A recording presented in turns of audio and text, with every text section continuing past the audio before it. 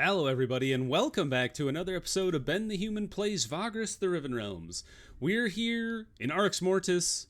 We're trying to help Sedarius track down the source of his undeath. But we're here. Let's examine the monolith of Armoros. The immense skeleton of Armoros was somehow infused into the enormous block of obsidian. Only his skull, ribcage, hands, and feet stick out of the jet black material. He must have been an imposing, frightening sight to behold, standing at least 15 feet tall. Now his head is hanging low, tilted to the side, his hollow sockets gazing at dark sand surrounding the monument. Only his cranium is a laurel. On his cranium is a laurel-shaped headpiece apparently made of gold. Even though it must be worth a fortune, you dismiss the thought of pilfering it, because doing so might undo the wards that the divine corpse of the Lich anchors to the realm. The block of obsidian is also an astonishing spectacle. Its matte surface absorbs the light of your torches and lanterns, showing no reflection at all. It is impossibly smooth, and you cannot imagine how an obsidian slab of this size could naturally exist in the first place, not to mention what it would take to harvest and transport it. Glyphs the size of a grown man's chest flare up from time to time, only briefly, and once their white light goes out, others appear in a macabre dance. The magic embedded into this edifice, more importantly into the sacred corpus of Armoros, is what holds the specters at bay, Sedarius explains, circling the monument. He points at barely visible etching on the back of the edifice. This is the complete litany of lemurs, no doubt a crucial part of the arrangement, without which the wards would be powerless, and yet the knight falls silent, placing his armored hand on the jet black surface. You press him to continue. Yet it is slowly fading, he alleges, removing his hand. Although it is difficult to tell, there are hairline fractures in the material. Worse, something is constantly assailing the enchantment. A great, unquenchable hunger that permeates this accursed place. Someone has clearly been here to reinforce the wards several times throughout the ages, but not lately, it seems. Let's take a closer look at the rubble nearby. Piles of rubble made up of primarily from stones of the buildings nearby and the black sand that is everywhere litter the close proximity of the monument of Armoros. Upon closer inspection, you find a large metallic rod under one of the piles, which turns out to be a bronze scepter of gigantic proportions. You realize it must have belonged to Armoros and fell or removed from his hands long ago, then ended up beneath the debris. A holy relic, Sedarius claims, running a hand along the scepter, but one that is not necessary to maintain the wards. Its original purpose is no longer effable, but I can confirm that it has absorbed some of the ward's power. It would be a mighty tool, but it is unwieldy for our size. You ask Sedarius if you could mount it on a beast, or have it carried by your crew, and he nods. And so you have some of your commies clear away the debris and claim the artifact. The amber-like stone at its top begins to emit a warm light once they lift it up, and remains so afterwards. You take it back to the Comitatus. Oh, cool! The Scepter of Armoros has been obtained. Neat. Let's camp. Might not be a place where you can rest easily, but beggars cannot be choosers. Ain't that the truth? So the Comitatus can indeed spend the night in this part of Arx Mortis. Sedarius assures you that no harm can come to you in the form of frenzied specters or the dark curse of this ruined city, at least. Spend the night here. Oof. 7 fighters and mounts, a slave, and a scout. Considering how many times we got, absolutely, bodied, that's actually not that bad. We'll heal up, and then gather our best and head up to the great temple on the hill. According to the knight, a devastating confrontation awaits you in the temple if his suspicion turns out to be true, and Konarius is indeed in Arx Mortis. Thus, you should only ascend the steps leading to the great structure's entrance if you are ready. Let's head up the stairs. You take your best companions with you, leaving the Comitatus in the care of your crew, and begin ascending the long, wide stone stairs meandering up the hillside. I can feel it, Vagrus, Sedarius tells you as you are walking. Whatever called to me, whatever brought me back, is in there. The gods, the fates, call it what you will, have guided me to this place, and you alongside me. We shall face whatever it has in store for us. You are halfway up the stairs when you pass a tall standing stone commemorating the founding of the Fane of Radiance. So, this is what the ancients called this place, Sedarius comments, looking up at the double doors leading inside, the ominous red light coming out of the fane marking your destination. One can imagine its magnificence in the previous age, dedicated to false gods and heretical beliefs though it may have been. He is not wrong. The Fane is a magnificent achievement of architecture. Its great towers claw at the skies, with pillars of pale light of arx mortis reaching into the roiling clouds above. It is by far the largest structure of all the surviving buildings in the city. At length you get to the tall metal double doors leading into the temple. They are intricately carven, but the once astounding details have eroded so much that they are now unrecognizable. We will enter. After passing through a large antechamber, you enter the main hall of the Fane, a chamber of gargantuan proportions. Its ceiling is lost in the darkness over 100 feet above you. The intricately carved pillars that line both sides seem like gigantic trees with a canopy of inky blackness. The hall is also astonishingly empty. There are no pews, no relics, no statues, no candelabras, and no braziers. There is a single altar at the back with something on it you cannot make out from here. The source of the red light you have sought turns out to be hundreds of candles burning with a crimson flame arranged around the far end of the hall. When you enter, you come face to face with Knight Templar Konarius and his allies, who have already arranged themselves to bar your path, having ostensibly seen your arrival to the forum below. Sedarius' old master has a large force of specialists with him, Sergerodite executioners, priests, necromancers, and even sisters of the Nosferatus. "How harrowing," Konarius says, his gruff voice echoing in the hall. "I harbored a faint hope that you would not come here, Pavos."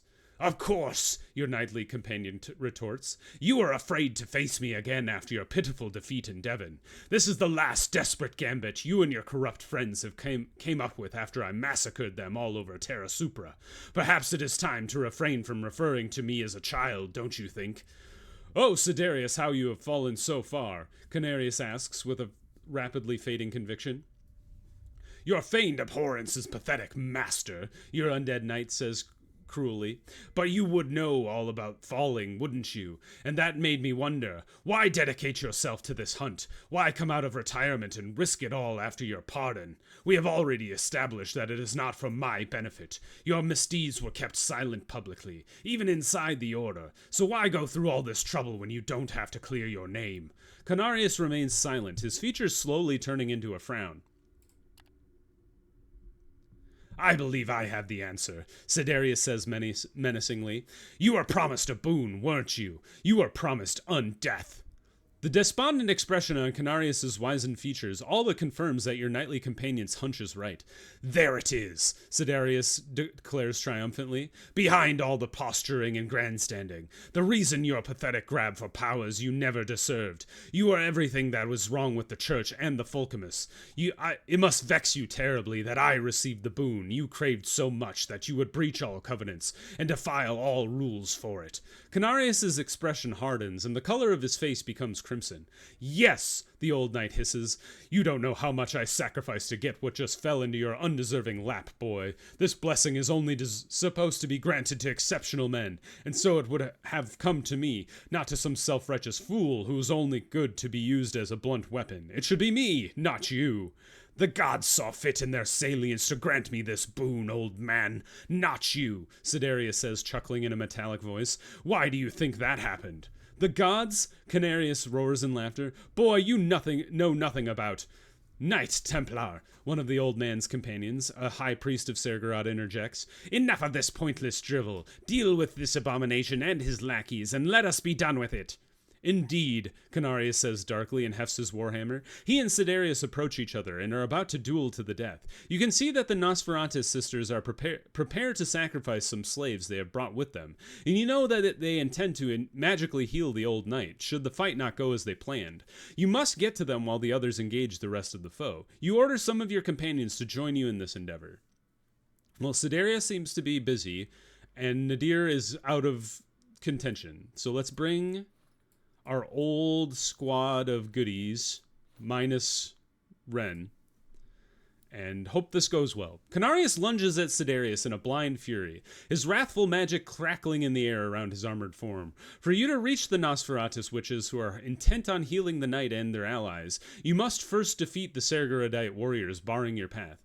"In the name of the Triumvirate and the 12, I sentence you to die," the high priest who spoke before says, devoid of emotion. Oh, I guess I should have been a lot more flat in that delivery.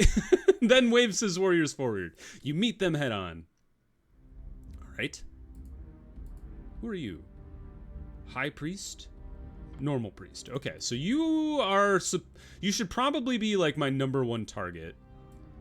Let's get my other people out here and put Garrick in the corner. Yeah, this looks good. Good initiative, please? Yes. Okay. Who do we target first? Let's try to take out this guy, and maybe we can get at the priest at the back. Oh, sick. That went really well. Oh, yes! 2 for 2! Alright, we probably can't get at this guy, but maybe we can stun him. We did. Fantastic.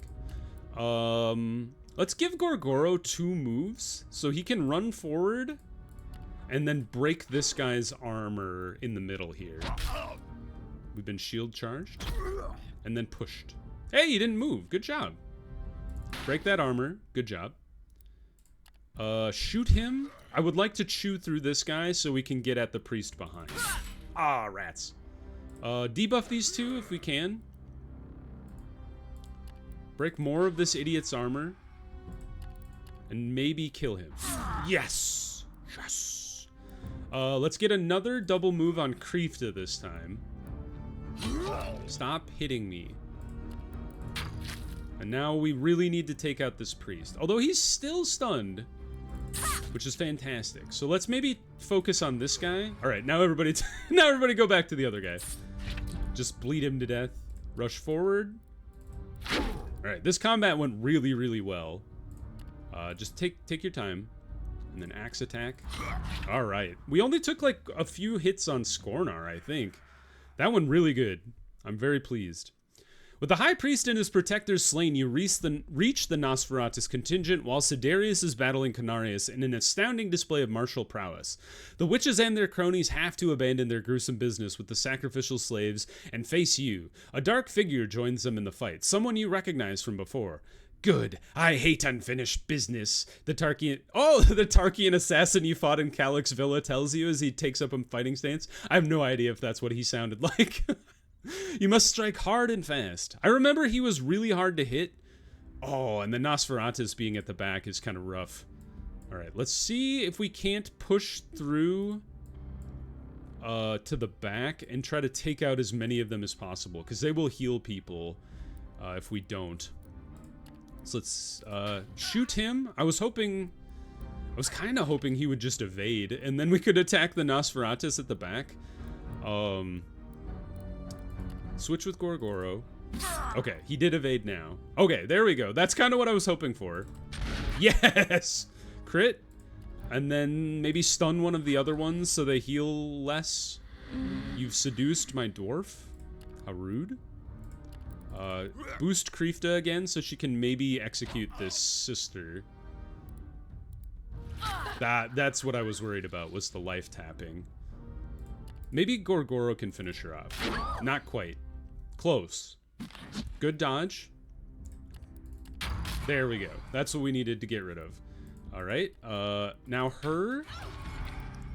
And then stun the other one. Oh, let's switch with Garrick. And killed her. Good. Assassin incoming. Nope, he narcoticed himself.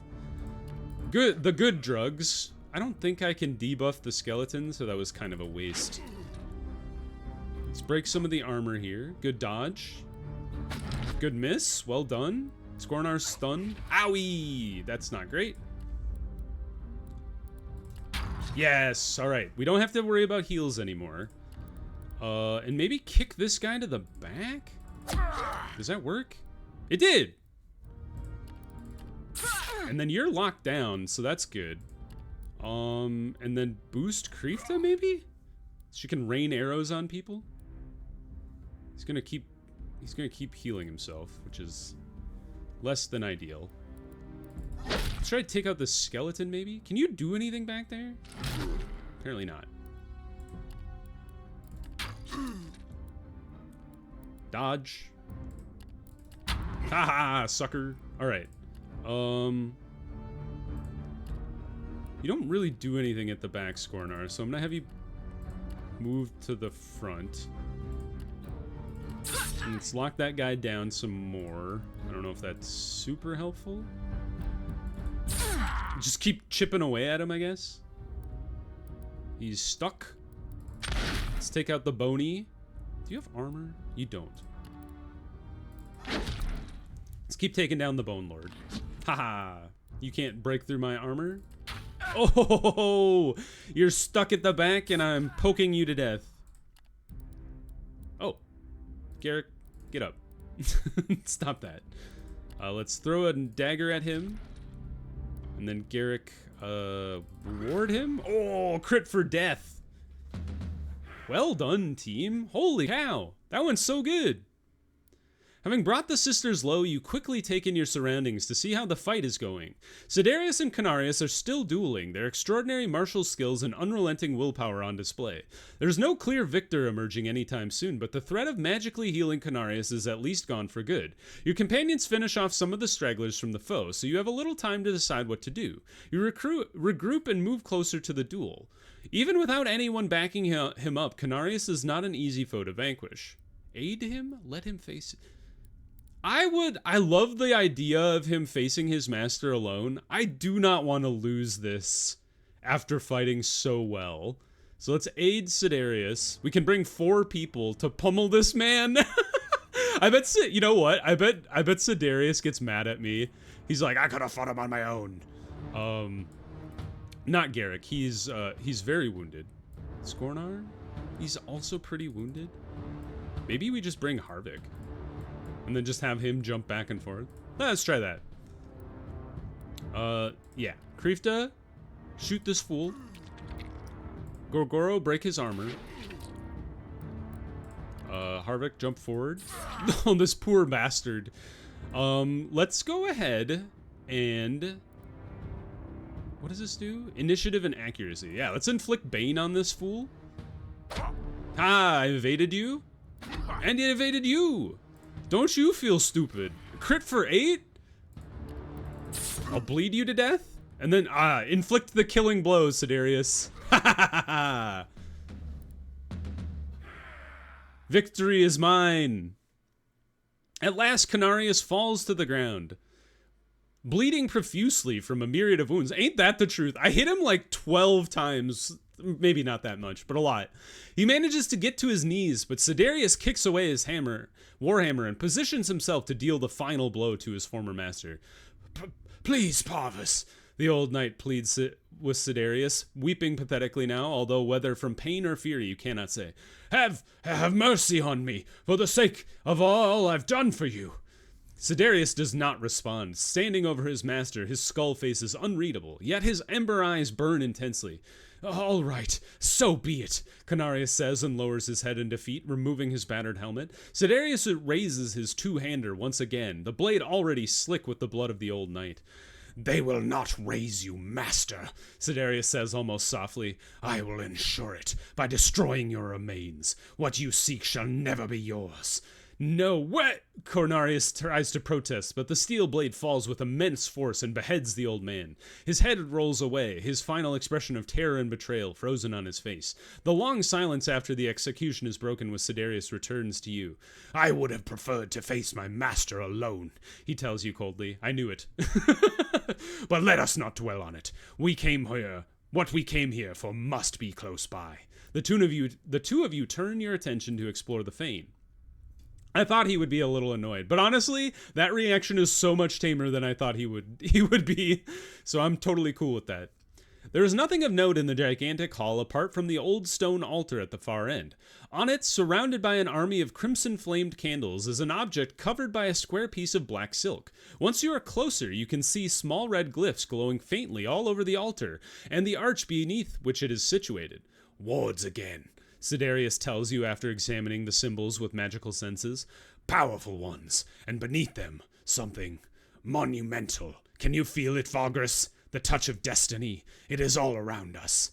He reaches out towards the altar. We have come so far. I know that I can breach the seals. That is why I'm here.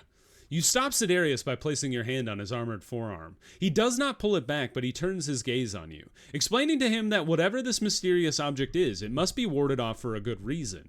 You ask him if it is wise to interfere with it. The knight stays quiet only briefly. Do you for a moment believe that us coming here, with all its sorrows, including the death of Octavius and the betrayal of Konarius, was coincidental? He asks you passionately. I haven't sacrificed so much to turn away from this now. I have to know what brought me here, to this singular point, to this singular truth. The undead knight then lunges forward and places his hand on the stone altar. You step back and watch as he begins to chant, and the symbols flare up angrily as if they were fighting back. The prayer Sedarius is murmuring heightens in intensity until it turns into inarticulate, enraged screaming. With a flash of light, the ward glyphs finally disappear and the knight falls silent. He's seemingly overcome by the mental exertion of breaching the seals, but only briefly. He rises and then pulls the piece of black silk off with a decisive motion. Oh God, it's a skull! Beneath the dark silk is a pillow upon which you find an old but well-preserved skull, apart from a strange symbol etched into its brow. It looks entirely ordinary. For some reason, I thought this was inside the temple. That's not right. I've been looking at this the entire time. I do not know the glyph on it, Sedarius says hesitantly. Yet, this is clearly it, the source of my return. I sense the same necromancy responsible for reanimating me, the one that Octavius identified. I can also feel the magical energy flows from it, but I can't understand what it is. Suddenly, the hollow eye sockets of the skull light up with amber flames, startling you. I certainly didn't pick you for your soaring intellect, did I? It says in a man's voice with seething vitriol, while you and the knight look at it, flabbergasted. A few moments pass before you gather your wits and ask the skull who he is. Ah, yes, it realizes. I know you, but you have no idea who I am, eh? Then I suppose an introduction is in order, as I am who they call Asmodean, formerly of the 12. A heavy silence hangs in the air, and you know that it is impossible, but you could swear that the skull is grinning. Aye, Sedarius mumbles at last. I have heard that name, but you cannot be who you claim to be. A liar, that is what you are, not a lich. Oh, distrustful are we? The skull inquires. Good, but I can dismiss that easily. Use that Sergerodite clairvoyance of yours on my mind. I know that you're very bad at it, but I'll open my thoughts, and you'll sense if I am lying. Sedarius complies, albeit hesitantly at first. It takes a few moments of concentration. Then the knight steps back as if struck by something. He is telling the truth, he tells you, astonished. You ask Asmodean what he is doing here. Doing? The skull asks mockingly. Well, you know, I felt that like this spot is perfect for some quiet contemplation, and decided to spend, a couple 100 years just staring at the inside of a piece of cloth. Asmodean holds a pause before continuing angrily. What do you think I'm doing here? I was disembodied, and I've been imprisoned in this bloody place for more years than most of your lackeys can count. But by my fellow liches, no doubt. No less, the bastards. If you've been placed in confinement here by the 12, Sedarius finally rejoins the conversation, then you must be a traitor of the Empire, of the worst kind. Oh, bugger off. I'm no more of a traitor than you are. Asmodean bites back, which silences the knight. The others ostracized me for learning some truths they would have kept hidden, and I decided to act upon them in accordance with what I believed was right. Isn't that exactly what you did? Just like in your case, my brethren who turned out to be corrupt liars turned on me, and what was it? That is exactly what they did to Armoros too, by the way, except they killed him when he learned too much, while they merely banished me here once they realized that they didn't have the means to destroy me, after separating my head and burning my body, that is. Are you for or against the Empire, then? Sedarius asks the skull uncertainly. Asmodean sighs, although you are not certain how he does it. You must understand that the leaders of the Empire, the 12, the Senate, the Triumvirate, even the Emperor, are all, let's say, discordant factions that ultimately want something completely different and keep fighting for supremacy. The liches are usually on top of the hierarchy, yes, but even they have splintered into coteries that fight veritable wars in the shadows, without regard for the citizens, the law, or the divine commandment of whoever runs the pantheon at any given time. What's worse, the game is rigged. Abraxas, Angamar, and their lackeys have made certain that no others could prevail. Sedarius seems overwhelmed by what he is hearing. basically it sounds like Sedarius' entire, like, belief is wrong. It's kind of wild. Now, there's no need to despair, the Lich hastens to add. We might make things right, you and I. Tell Sedarius that he has found a powerful ally. Honestly, Vagrus, I believe that is what you traffickers like to call yourself. Oh wait, that's Asmodean. Honestly, Vagrus, I believe that is what you traffickers like to call yourselves. That is quite immaterial. Asmodean looks at you, his eyes aflame. Since I brought him back from Tartarus, he would cease to be without me. And even though I never intended to bring this up, I can just as easily take back my gift I've granted. Like it or not, you are in my debt, warrior. This revelation has clearly upset the undead knight, whose skeletal hands curl into fists. Thus, I have merely exchanged one cruel overlord for another, he says darkly. Well, aren't we a bit judgmental, rushing ahead to name me names without knowing what a magnanimous lord I truly am? The skull says sarcastically. I like this guy, he's funny. Just then, your companions call your attention to a group of newcomers that have just arrived to the fane. There are a dozen of them, and each and every one clad in simple black robes with cowls. They bear no visible arms. Ah, my servants, and just in time, Asmodean announces. I've anticipated your success and called them here. You ask the Lich why it was not his servants who broke him out of confinement. A fair question, I suppose, he tells you, but I'm sure you can figure it out by yourself. In short, though my servants are faithful and numerous, they have been better at, laying low than battling overwhelming odds. They shall spirit me away to a place that's been prepared for me, but to bust me out of here, well, I needed a champion. He glances at Sedarius, who does not respond. Someone whom my captors would not take entirely seriously as a threat, but someone capable of doing what I wanted. And you are more than capable, knight. The Lich's silent servants approach the altar. One of them picks him up with reverence. This man with a beard. You ask Asmodean exactly how exactly he was able to do what he did if he was here sealed away. Well, as you have surely ascertained, yes, I was the voices our good knight heard, he tells you. A small fault in the wards my captors neglected for a while. I could exploit allowed me to reach out beyond the wards, even bring him back from the underworld. But, truth be told, I needed someone else to work for it all to work, someone to relay messages and through whom my reanimation spell worked. It's Argos? Oh my god! A pleasure to come to cross paths again with you, good master, a familiar voice says, and you turn to come face to face with none other than Argos, the old man who must have entered among with the hooded servants of Asmodean.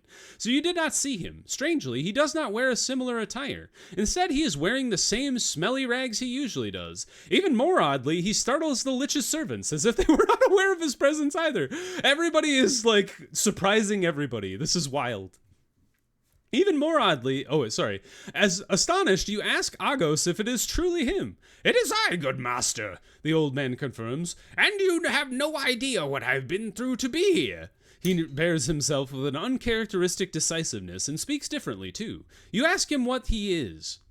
What I am is trapped, he tells you with surprising intensity, and I've been trapped for so long that I can't even remember what it is like to roam free, just like our good Asmodean here, all the time. However, give us the opportunity to contemplate what needs to be done. We've worked on this for centuries. You ask him if he has been pulling the strings. Did he manipulate you all along? Was there any choice you have made that was truly yours? Absolutely. Absolutely, Asmodean rushes to clarify. We set things in motion, but we had no way of knowing whether you would choose to do this. Both of us resent anyone who would take choices away, Argos adds with conviction. You were guided, not manipulated. I've stayed true to this credo even after having wandered bound to the last pilgrimage for an age. You ask Argos what happened to him. Argos looks away and stays silent for a moment, as if trying to remember something. I used to care for travelers long, long ago, he says softly, but when the calamity came, that tragedy born of absolute hubris, I was trapped in a state of accursed limbo along with the pilgrims. In time, I've learned to influence the directions of their wanderings, as well as to project myself over distances. Doing so, however, makes it so there's less and less of me. He looks back, burrowing his dark gaze into yours. I was the one through whom Asmodean's magic reached out, reviving Sedarius. You ask him if his machinations led to the knight's demise in the first place, along with the comitatus. For him to become our deathless champion, he had to perish first, the old man says, glancing at a devastated Sedarius. Was it cruel? I doubt it. Doing so, we've granted him a boon he has craved for as long as he can remember. Long story short, we cut a deal that has led to my freedom and will one day lead to yours, Asmodean tells Agos. I swore that I'd hold up my end of the bargain, am I right? But you know as well as I that to undo what was done to you, well, it requires courage and time in spades. Agos nods barely perceptibly. Now, I say it's time to leave, Asmodean concludes. The enemy will soon comprehend the depth of its mistake and come here in force. Best be far away from here before that happens. You ask Agos and Asmodean what they want you and Sedarius to do now. Nothing, the Lich says, turning to Sedarius. You have served your purpose well, champion. I'll need your services in the future in return for the boon I've granted you. For now, you are free to leave and walk whatever path you deem fit. I shall come to you when the time is right, or more likely, someone I order to do so will. The knight sits down at the foot of the altar, ostensibly consumed by his thoughts. You, however, ask them if they can answer some of your questions. That is the least we can do, I suppose, Agos replies, and Asmodean does not protest. There is a lot of questions. I'm going to pause the video real quick, and I will bring you right back, and we will pick right back up with these questions, because I have a feeling there's going to be a lot of lore here. So if you guys enjoyed the video, you enjoyed the battle, click the like button. It helps me out a lot. If you want to see more Vagrus the Riven Realms or the other videos I have going on the channel, subscribe to the channel. Make sure you have your notifications on, and you'll see when the videos go live. But until next time, everybody, I hope you had a good one, and I'll see you in the next video. Bye-bye, everybody!